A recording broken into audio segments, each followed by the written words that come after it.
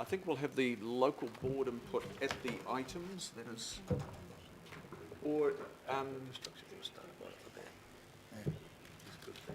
Shale Chambers. Shale, I think you have some time pressures. Would you like to, no, you'd like to do it at the item, Shale? Okay, thank you. So we'll move, we'll consider the local board input and we'll hear from Harry Doig, Andy Baker and Shale at the items. And so we'll go past that. No extraordinary items, no notices of motion, which takes us to our first business item today, members, and this is City Centre and Waterfront Planning Refresh item. We'll hear from the staff soon. Firstly, we'll hear from the City Centre Advisory Board, and then we'll hear from the Waitemata Local Board. And members, you'll be aware that we've considered this topic in its various strands at workshops 25 July, 7th of August, 9th of August, 14th of August, 29th of August, and today. So there's been a long lead-in. There have been other meetings prior as well. So in your hands, John, I'd like to introduce John. He is the new chair of the City Centre Advisory Board, and not too new, about probably we're into month 3, John, are we? But John has been a member of the City Centre Advisory Board for some time, and Mayor Goff sits on the advisory board, and I am the alternate to Mayor Goff, and Councillor Lee also sits on the advisory board. And welcome also Andrew Galkraja to John's left, a member of the board, Nolene Buckland from the board, and Viv Beck, and Viv is known as the Chief Executive also of Heart of the City. John, in your good hands. Good morning, everybody. Mayor Goff, Mr Chair, councillors. Thank you for the opportunity to talk this morning. We felt it was important, given the significance of the matters that we'd recently workshopped and the significance of the subject matter for the future of the centre of the city, that we sought the opportunity to talk directly with council about our advice and have an opportunity for some dialogue. I actually have, in case you don't have it, and you may do, I have a handout here which is simply the minutes from our most recent meeting, which I might pass around just to provide some background. Simply the minutes on the areas we're discussing today, which is essentially downtown and midtown, and also the city centre waterfront planning refresh. Those minutes are at attachment B. They are part of the agenda as well, John. Very good. Just a very quick background. The City Centre Advisory Board, I think, has been revitalised, which has been quite good timing, because in the last 18 months or so, the intensity of what's coming across our table in terms of our meetings has really stepped up, and the significance of what we are being asked to have a look at and advise on has stepped up in terms of the future of the city. The board is very well represented, or has very strong representatives from tourism sector, the education sector, transport, property sector, design, also city centre residents, the ratepayers by way of Heart of the City in particular, corporate sector, the arts community, and obviously also local board and councillors, as Councillor Darby's mentioned.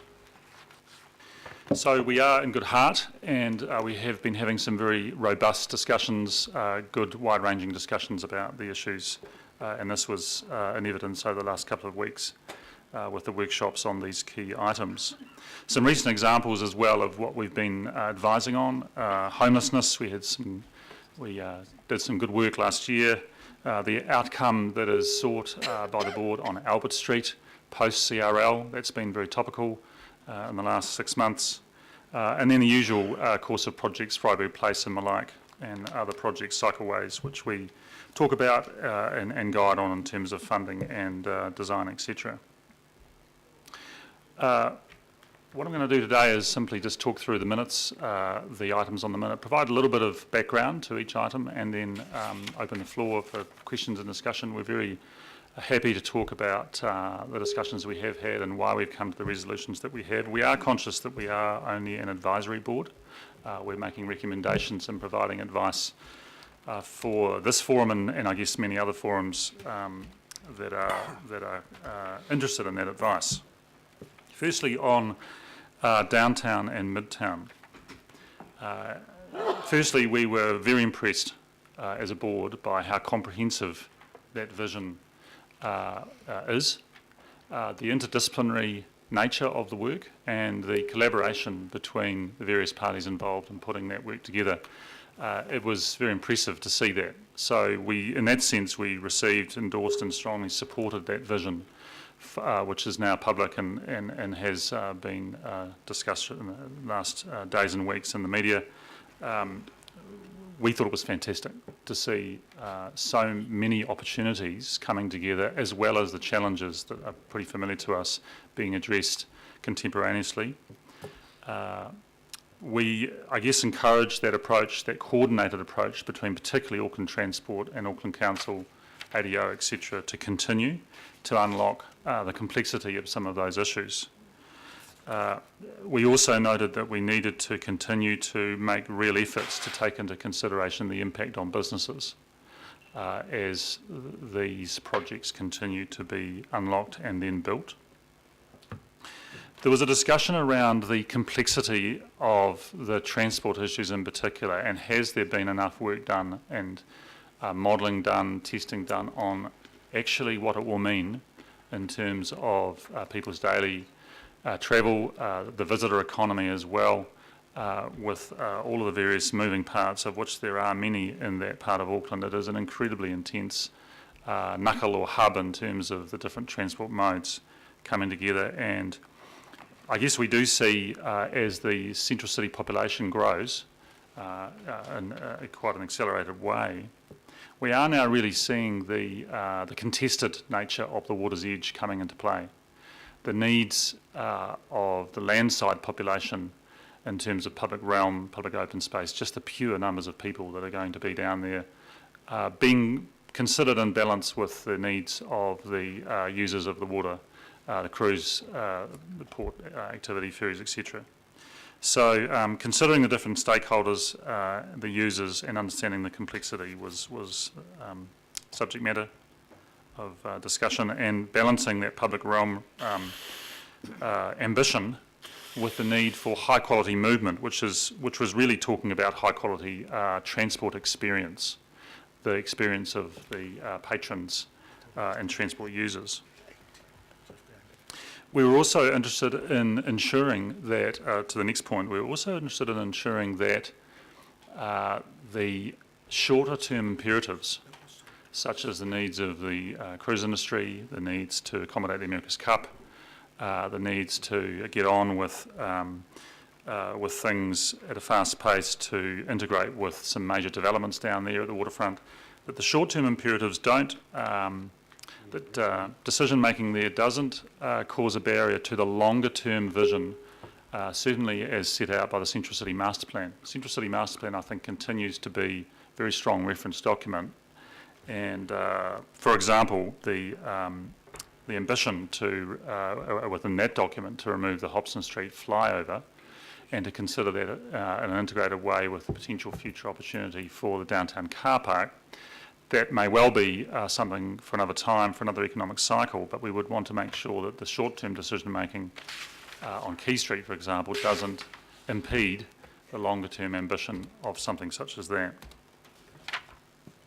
And then there was a note around continuing to encourage a policy of reducing private vehicle use in the city centre. We know that's plateaued. We were keen to reinforce that as an ongoing policy.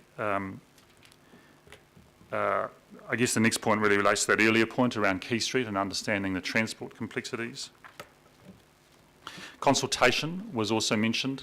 There's a lot happening quickly now, and there was really a sanity check in a way to make sure that we're bringing everyone with us with that vision. And has there been sufficient consultation with the wider community? Have they had enough access to the thinking?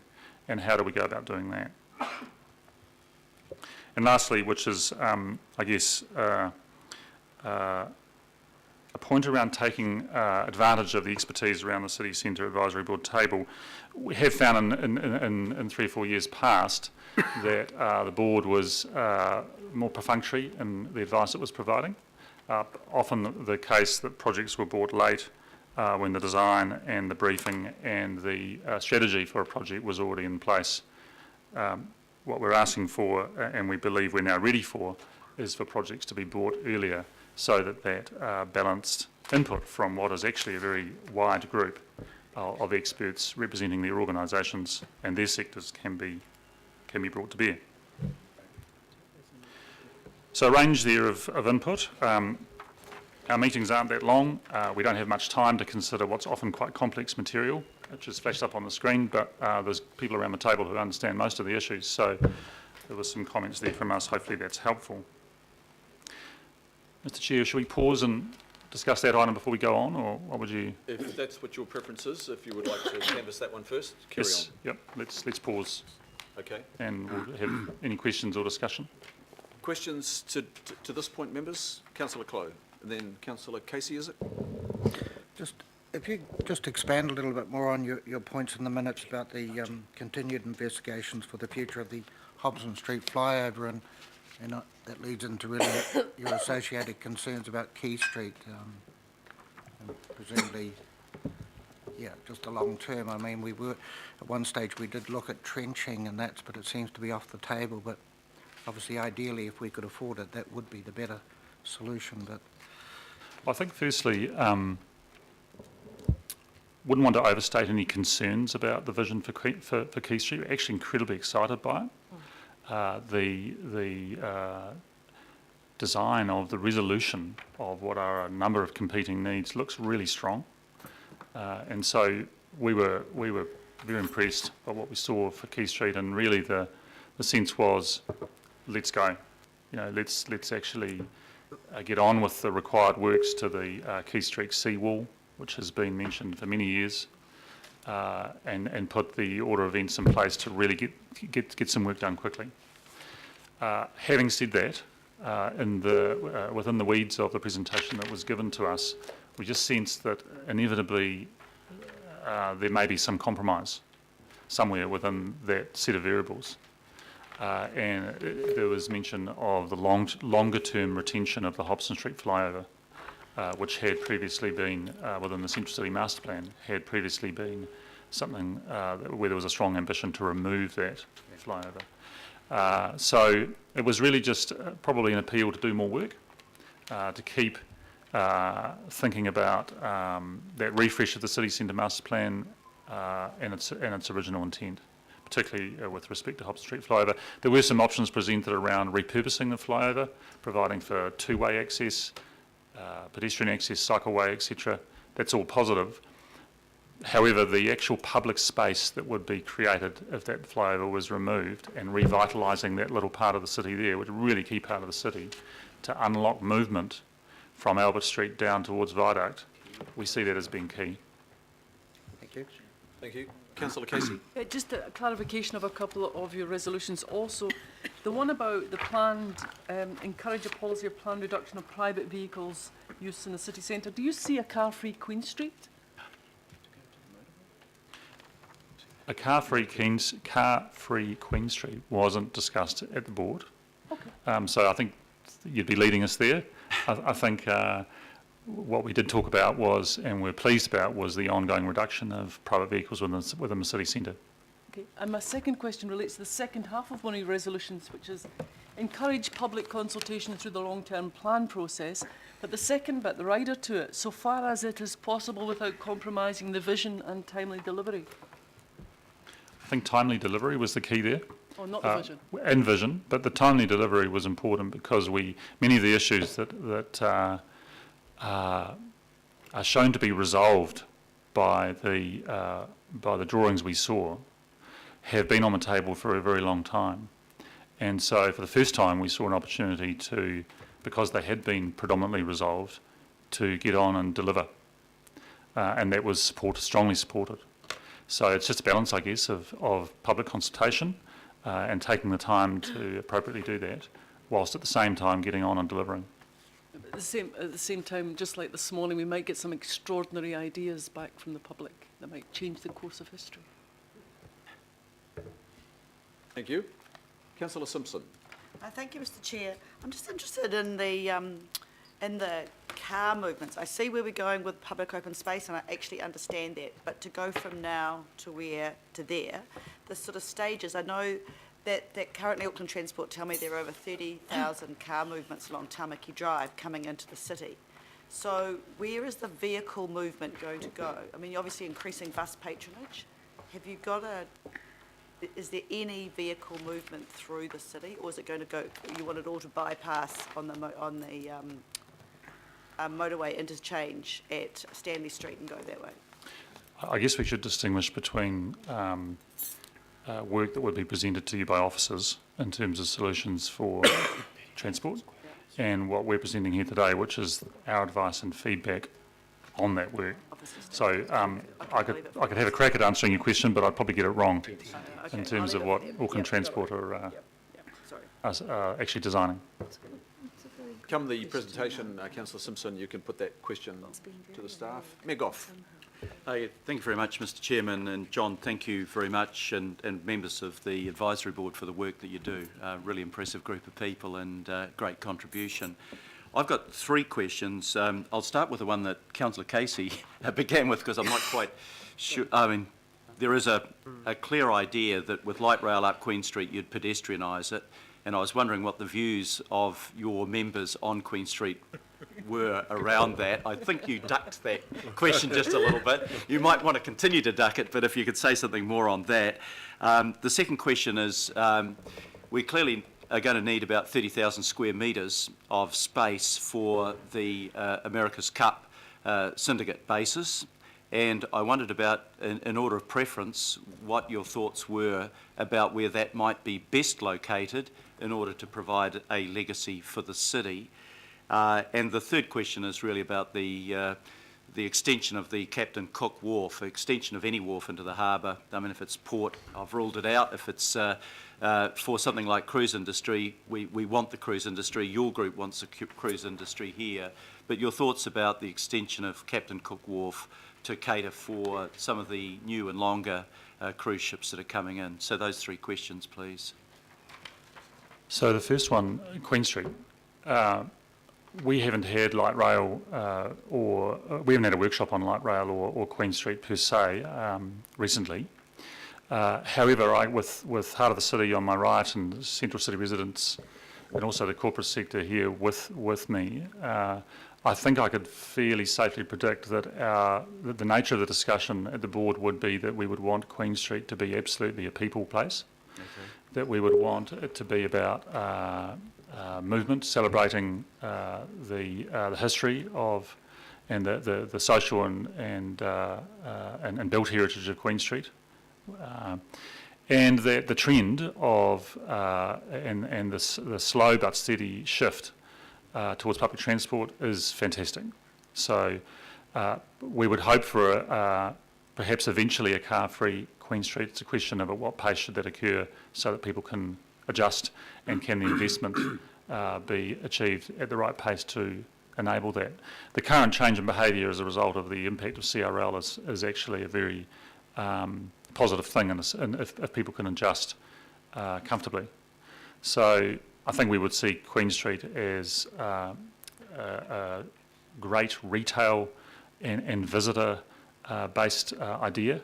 Albert Street, potentially a grand and great commercial spine with transport underneath. That's the way we're heading, and we think that's very strong. Viv might like to... Yeah, go ahead. I'll just add a further point to that. Just we're all here in our capacity as ACAB members, so I won't speak specifically from Heart of the City's perspective, but the thing about this that we're pretty excited about is that we've got a holistic plan that brings public transport into the picture. We're well aware that there's a lot of detail here that has to be worked through, and we're well aware that we all represent different groups and that needs to take place. So we're very mindful of that, but we equally can see that that there are constraints on land, and we are going to need to utilise that land most effectively. So we will need to be working through with our respective stakeholders how that shapes up. And as John says, we haven't actually seen a business case on light rail yet. So we're speaking really at principle level here today in our capacity as ACAB members.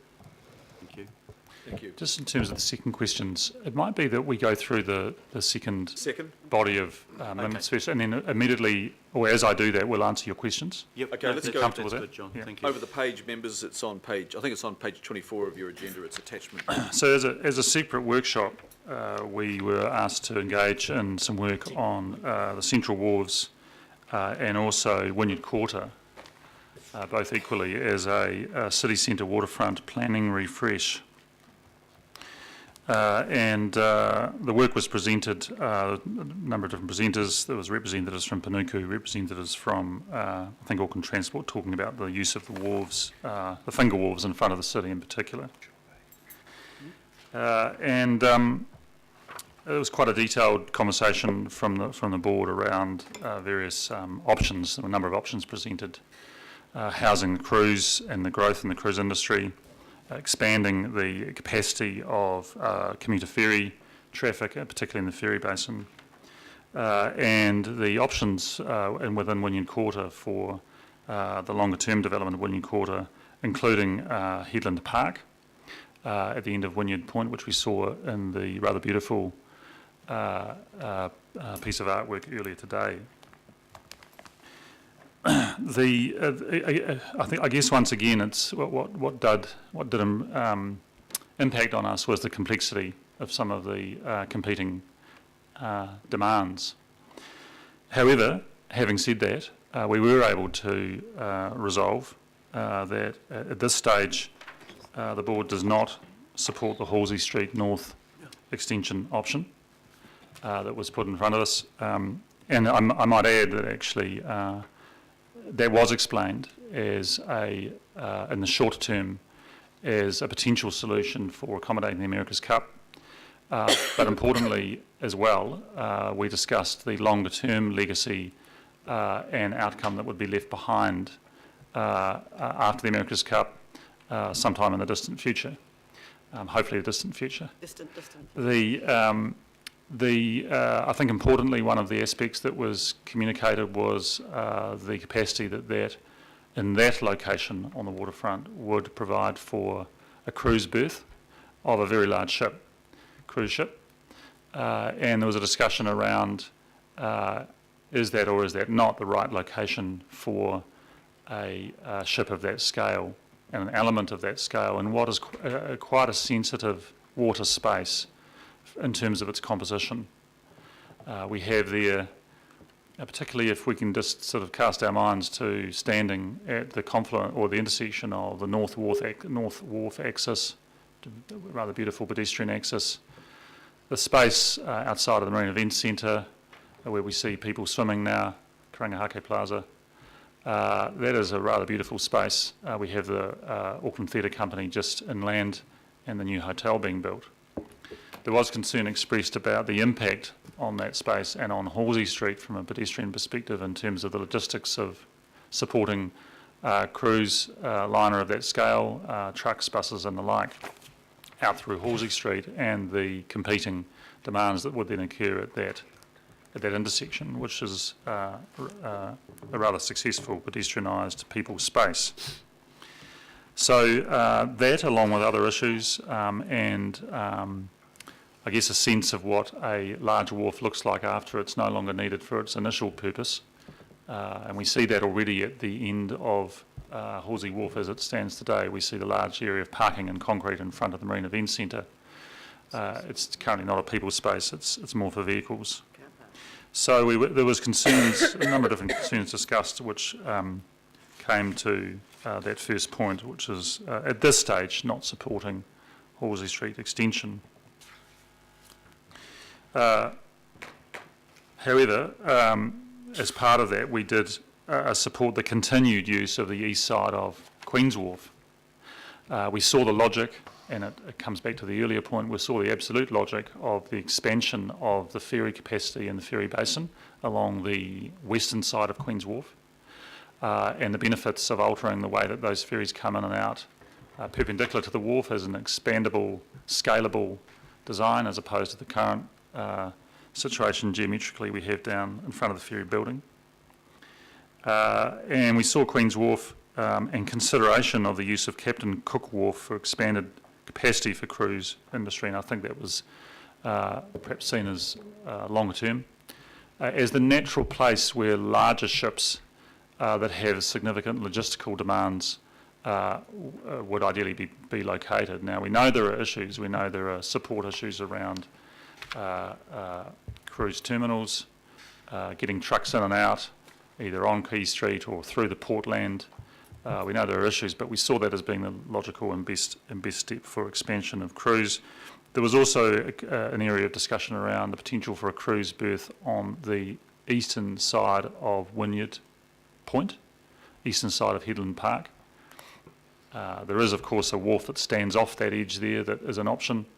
There was concern about the impact of, again, a large cruise liner there on a reconfigured Headland Park.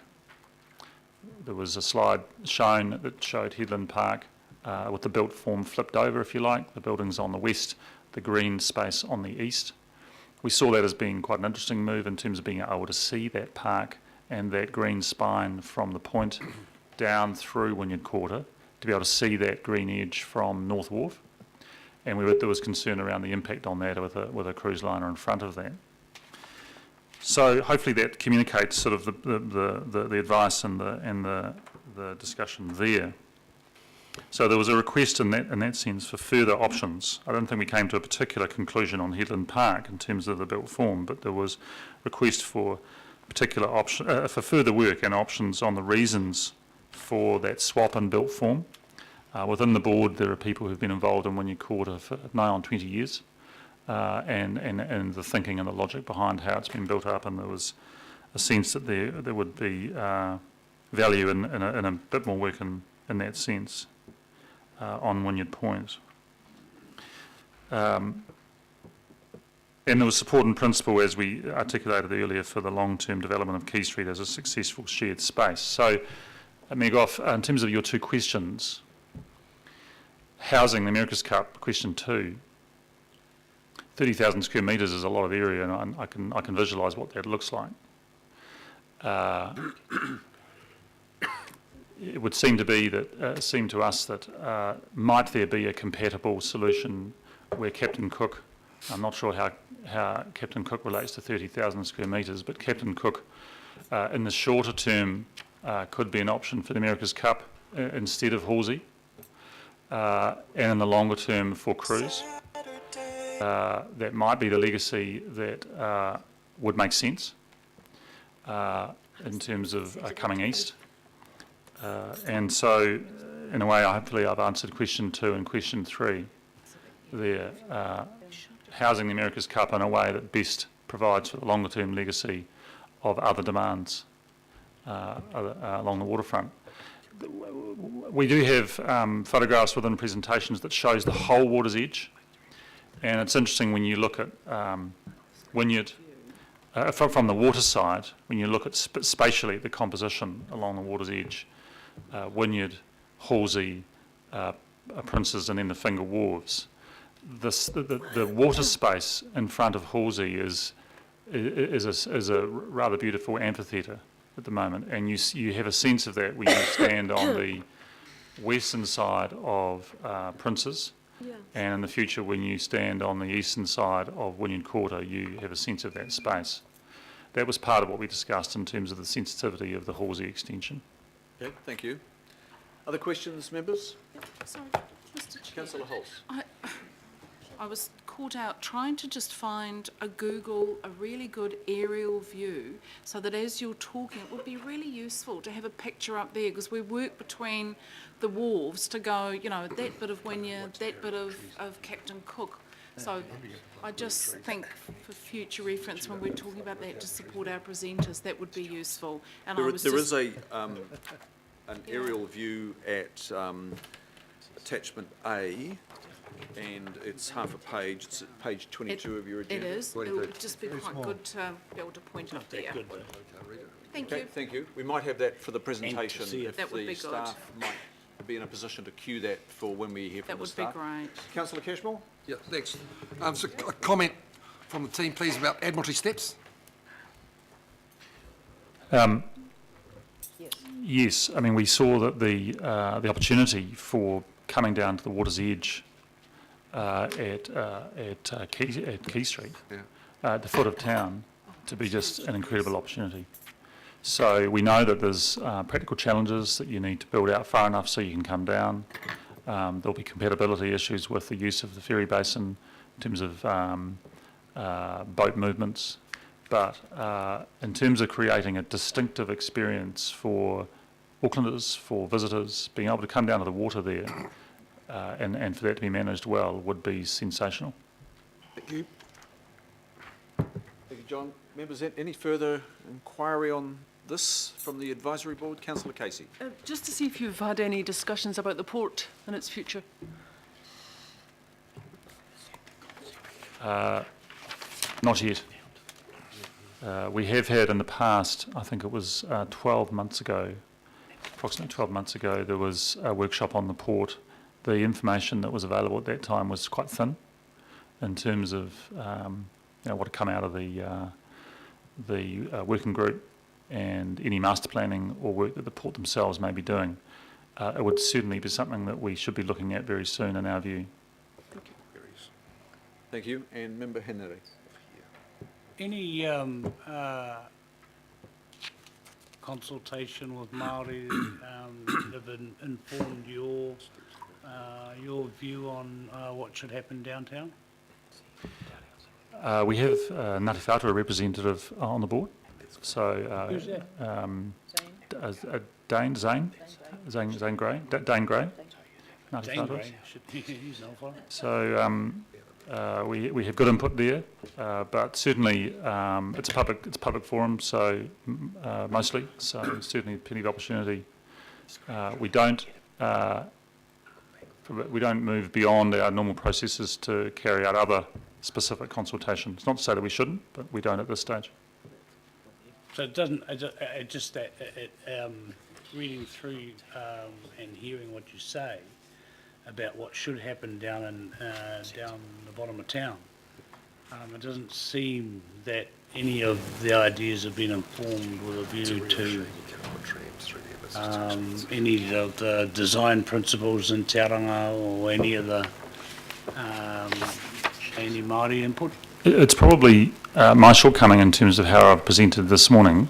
What I can say is that the work that we see from council officers does, I would say, comprehensively and thoroughly and in new ways. In the 3 to 4 years I've been on the board, we see increasing commitment to the work that's brought to us being in line with Te Ranga principles, for example. So it's very top of mind, I'd say, in terms of the design work that's being done and the thinking that's being done by the officers and the teams who come to us. Thank you. And just on that note, we can look at paragraph 66 to 69 of the report when we hear from our staff.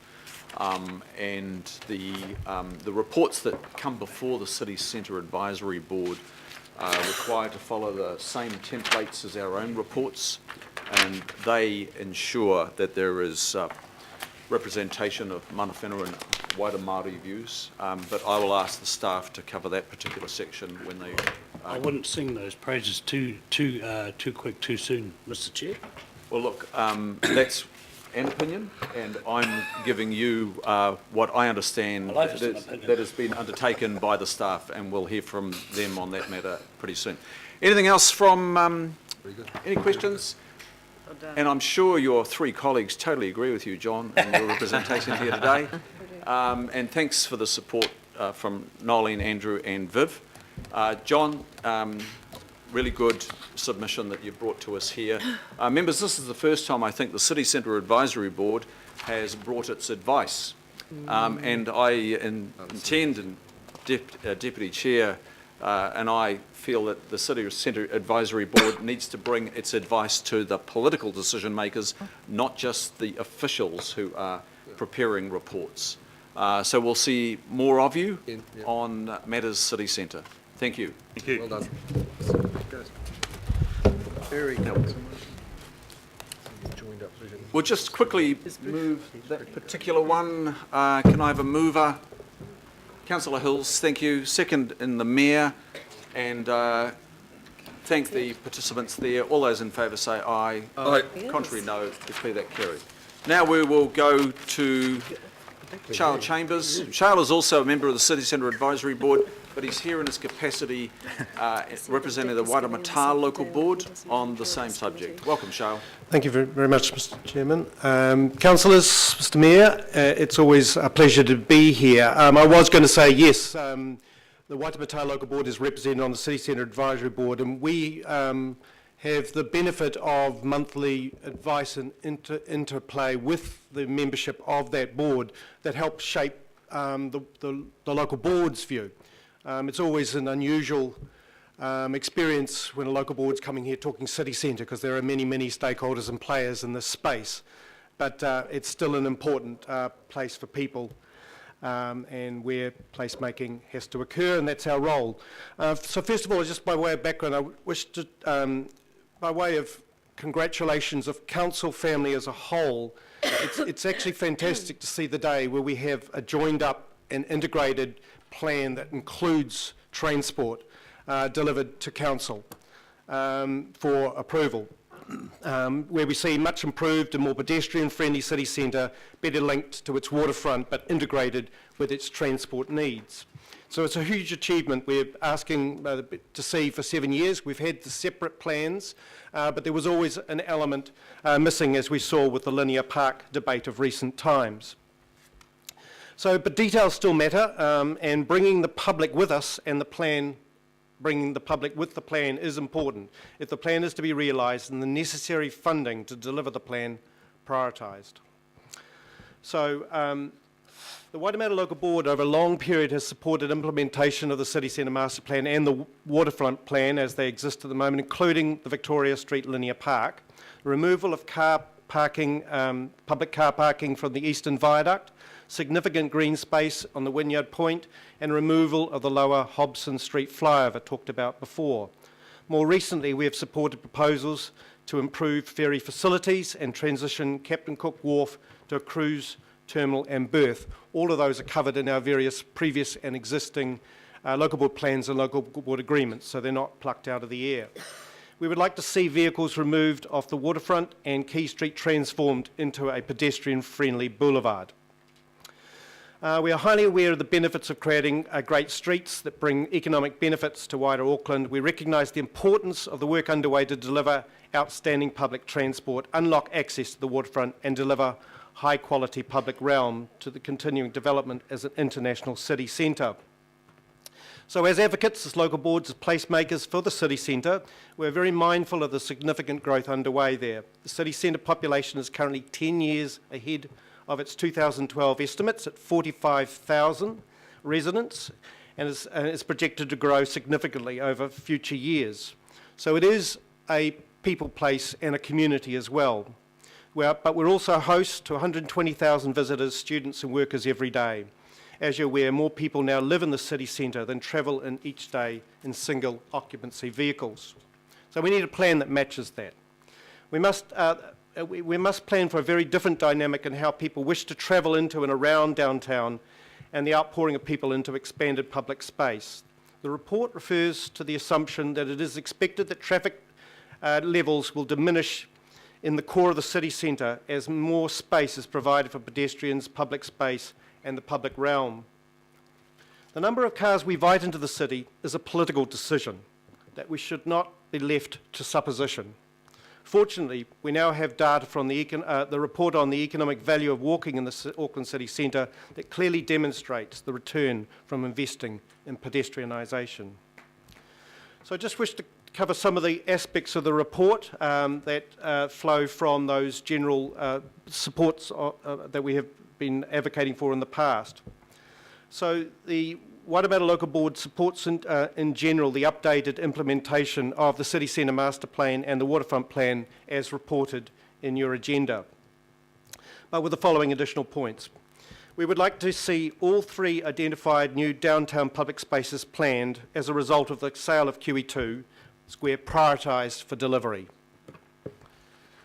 We support in principle the Auckland Transport bus solutions that have concerns, this is on Quay Street, but have concerns about the proposed bus facilities on Quay Street undermining efforts to improve the public realm and pedestrianisation. We realise all things are a compromise. We are, like the City Centre Advisory Board, we recognise what's being proposed here, but agree that further investigation and consultation is required. The redesign of Headland Park, we support that, subject to public consultation. The Headland Park is an important public aspect. It has a logic in terms of extending the linear Doldy Park and is a city centre oriented, which seems to have been a little downplayed in the report. The original idea was that it could be both seen from and seen to the new Headland Park. So we don't believe that having crews, especially on Wynyard Wharf, is compatible with this reorientation of the park. We should go back to the original one if that's what's proposed. We're lucky, I think there's a different proposal before you, but it has been suggested. So noting that any extension to Halsey Wharf, which is the elephant in the room in terms of the America's Cup proposals that aren't before you today, we believe would block and undermine that purpose of visibility of the park to the city centre and from the city centre. Let's look at the map, what's proposed there. We believe that no case, in fact, the whole case for the extension of Halsey Wharf, other than the short-term America's Cup possibility, hasn't really been made. There's not yet, there's no real case for super yachts needing to be based right in front of our city centre. I've read the economic case for the yachts, and it's actually part fiction, I believe, and there is certainly economic benefit to Auckland of the super yacht industry, but that seems to be the purpose of the extension, so that super yachts and cruise ships, large ones, can be housed. So I would actually suggest that that's not the vision Aucklanders have for their immediate outlook on the city centre. So we would ask that that be reflected on deeply before any decision on the Halsey Wharf extension, aside from the public lack of appetite for extensions into the harbour, especially if we're contemplating Captain Cook Wharf. So we too support the eastern side of Queen's Wharf remaining as available for cruise, but becoming its secondary purpose, so that along with Princess, for peak use compatible with the increasing events use of the People's Wharf. So it flows that one of the key decisions that needs to be made for everything to fit in place is what's the place of cruise in our downtown. And after reflecting on it, initially not necessarily being in favour, we too believe that the Captain Cook's Wharf is the best suited place for the future, the primary wharfs for the cruise ship industry. And that therefore follows that an extension is necessary. However, it is very important for the people of Auckland and to get buy-in into this plan that we understand precisely the extent of the extension that is required. Obviously, a dolphin was necessary on Queen's Wharf because there was lack of appetite to extend Queen's Wharf. But for cruise to be on Captain Cook, we need to be real and understand that the extension is actually slightly beyond Queen's and the Dolphin because it is future-proofed for the larger vessels of the future. We believe that Auckland may accept the extension to Captain Cook, especially if it's timed with the demolition of the Finger Wharf, Marsden Wharf at the same time, but combined with Halsey will be a step too far, we would suggest. The need to find alternative sites for the America's Cup. Like us, we're thinking out loud if Captain Cook could be brought forward, whether that could partly be the solution along with the existing end of Halsey Wharf, which doesn't really seem to have a purpose except to host an event once a year. So we support the Headland Park becoming an open space rather than for a signature building which would take up the entire thing. We believe people want a large open green park within their city centre. There is certainly a need for that from an events perspective in Auckland. We have a significant shortage of space for that. It would be great to see events such as laneways or an internationally significant New Year's Eve event hosted on our new Headland Park in due course. But there are reverse sensitivity issues of the current plan, the residential development, and that needs to be carefully thought through unless we're going to build very expensive apartments that are foreign-owned and only occupied part of the year because events mean that that cannot otherwise be so. We support the ferry proposals along with the City Centre Advisory Board. It has great logic extending along Queen's Wharf. But it's important that the people facilities for the wharf are timed to be delivered in line with the ferry facility reorganisation. I'm not sure the plan currently aligns those. We support two great streets being created in Victoria Street and Wellesley Street. We strongly support the new transport hub on Wellesley Street at the universities. We think that's a brilliant solution to the issues that were recently raised. We wish to see more greening of the linear park, so it is actually a park at the moment. It's like a boulevard shared space incorporated into the planning like in Daldy Street. And the new eastern, like Daldy Street and the new eastern corridor proposed for the Headland Park. That's our vision for a linear park. Now that we've settled on it happening, we should get on with it and show some more vision in terms of what we're trying to produce there. In recommending the City Centre waterfront plans, so we recommend that they be advanced along with those comments. I just wish to make some comments on the targeted rate. Targeted rate currently funds a lot of what is posed there, and that's paid by the businesses and the residences. Residential target rate payers pay it. It delivers, it's stated 188 million over the 10 years. The current 3-year end plan of the proposed 10-year plan, it doesn't incorporate the targeted rate, so it's 21 million a year, so that's another $63 million that's not currently in the plan that can be found and delivered if the partnership with the ratepayers is renewed and the City Centre Advisory Board gives advice in terms of what's prioritised and what's funded from that rate, which is meant to be beyond business as usual and deliver this vision. We just got to realise that the current 10-year plan only delivers $184 million of core rates funding. That's, of course, on top of Auckland Transport's. It's considerable funding in the city centre area. That's capital, so that's not.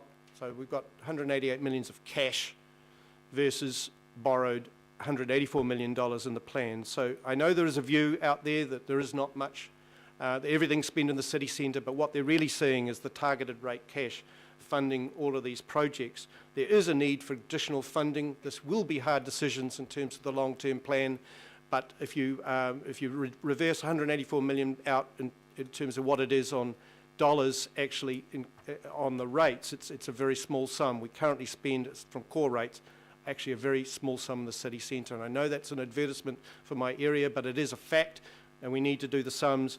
So the targeted rate currently leverages a considerable expenditure, and so we all need to be grateful for those paying the targeted rate who do so willingly to help improve our city, and that's what these plans are all designed to do. So I commend the plans as amended to the council.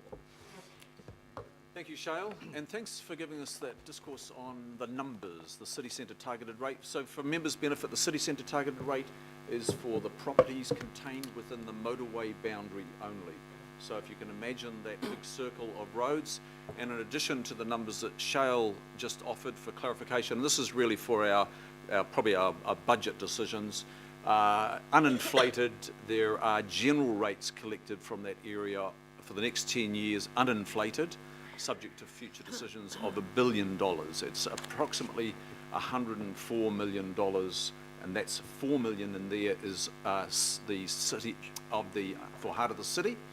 That's the bid money, and there's around about $100 million of general rates over and above what Shale has outlined quite precisely. Thank you, Shale. Questions, members? Councillor Simpson, Councillor Casey. Thank you, Mr. Chairman. Shale, can I just confirm, so you're saying for the wharf extensions, you don't think we should offer the option to extend Halsey, but you're okay with Captain Cook? We need to bring the public with us and explain it, but I believe that is something that Aucklanders will accept in conjunction with removing Marsden. But we need to be clear on what we're doing, and we need to be open and transparent on it. But that is a discussion for all of Auckland to be had. No doubt, not just a funding one, which the 10-year budget is, but we need this plan needs to be delivered as a holistic vision that I believe Aucklanders may accept. But if it's tied with Halsey, dead duck. So that's the board's view or your view? That's the board's view. View, thanks, yeah, okay, great. We've never supported the extension of Halsey, and the case has never been made why we need to extend Halsey. That's why it's 20 years out in the plan.